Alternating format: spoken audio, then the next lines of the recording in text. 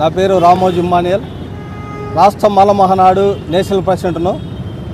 అయితే ఈరోజు ఈ కార్యక్రమం ముఖ్య ఉద్దేశం ఏంటంటే, తెలుగుదేశం పార్టీ మహానాడు అని ఒక ప్రోగ్రాం ఏర్పాటు చేసుకొని ప్రభుత్వ నిబంధనలకు విరుద్ధంగా ఈరోజు ఇక్కడ ఒక కార్యక్రమం తలపెట్టినారు.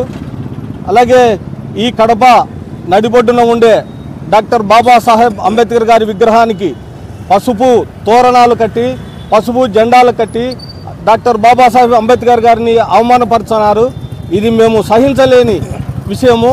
ఎందుకంటే ఈ రాష్ట్రంలో దళిత బడుగు బలహీన వర్గాల ఆశాజ్యోతి ఈ భారతదేశంలో దిశ నిర్దేశించినటువంటి బాబాసాహెబ్ అంబేద్కర్ గారిని అవమానపరచడం అనేది చాలా బాధాకరమైన విషయము.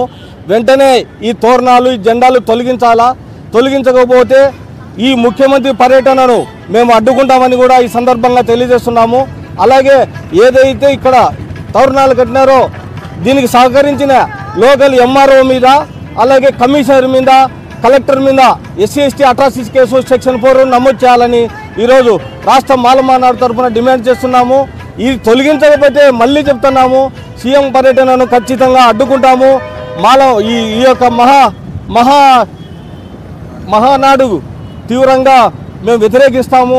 ఈ రాష్ట్ర ప్రజలకు మహానాడు నుండి మంచి మెసేజ్ పంపాలని, కానీ ఈ భారత రాజ్యాంగానికి లోబడే మీరు ఈరోజు రాష్ట్ర పరిపాలన చేసుకుంటున్నారు. అలాంటిది ఒక భారత దేశానికి దిశ నిర్దేశించినటువంటి అంబేద్కర్ గారిని అవమానపరుస్తూ మీరు ఈరోజు ఈ కార్యక్రమం తలపెట్టినారు. ఇది చాలా అవమానకరము. ముందు సిగ్గుతో తలదించుకోవాల్సిన కలెక్టరు, MRO, కమిషనర్ గారు సిగ్గుతో తలదించుకోవాలా ఈ విషయాన్ని చూసి. ఇదే మా సోదరుడు అన్నట్టు ఎక్కడైనా కోర్టుకి న్యాయస్థానాలకు ఏమన్నా కట్టారా? మరి కలెక్టర్ భవనం కట్టించుకోవచ్చు కదా, మరి MRO ఆఫీసులో కట్టించుకోవచ్చు కదా. మరి కేవలం ఒక అంబేద్కర్ గారి విగ్రహానికి ఎందుకు కట్టినారు? ఆయన బలహీనుడనే, దళిత బడుగు బలహీన వర్గాల సామాజిక వర్గానికి చెందిన వాడనే. ఇవన్నీ కుల వివక్షగా మేము పరిగణిస్తాము.